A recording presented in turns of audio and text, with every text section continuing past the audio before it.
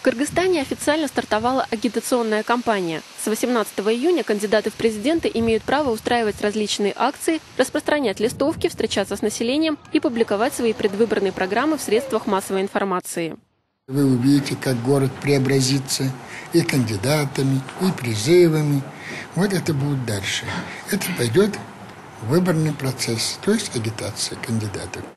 Центр избирком готовит бюллетени для голосования. В них будут внесены фамилии 6 претендентов, прошедших все процедуры и получивших удостоверение кандидатов в президенты. Это Алмазбек Атамбаев, единый кандидат от оппозиции, Курманбек Бакиев, действующий глава государства, общественный деятель Нурлан Матуев, врач-нарколог Дженишбек Назаралиев, лидер партии Акшумкар Тимир Сариев и правозащитница Тактаим Умиталиева.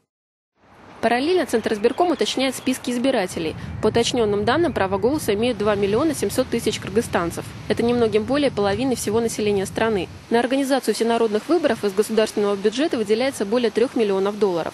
В отличие от предыдущих кампаний, в ходе предстоящей не будет применяться маркировка избирателей. До сих пор прямо на участках руки проголосовавших метили специальным составом, чтобы один человек не мог получить бюллетень дважды. Отказ от этой процедуры дает экономию почти в 100 тысяч долларов. Когда вводили маркировку, она была бесплатная. Но бесплатно сыр в мышеловке, правильно? Первый раз нас заманили, и все. А потом надо было платить. И то, что получали, некачественные материалы, мы их получали. То батарейки текут, то еще что, то фонарики не работают. И было много нареканий, основное, нареканий наших граждан.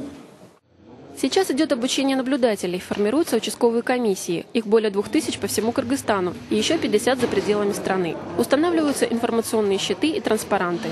В регионы отправляют урны для голосования. Сегодня мы отправляем урны в южные регионы Кыргызской республики. Это Джалалабад, Ош, город Ош, Баткен. Спецсвязи. Вот первая партия.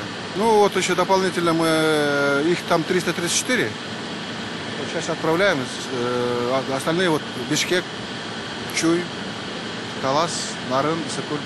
Центр избирком намерен жестко отслеживать предвыборную кампанию, и в случае грубых нарушений любой кандидат может быть снят с предвыборной гонки. Агитация завершится 22 июля, за сутки до дня голосования.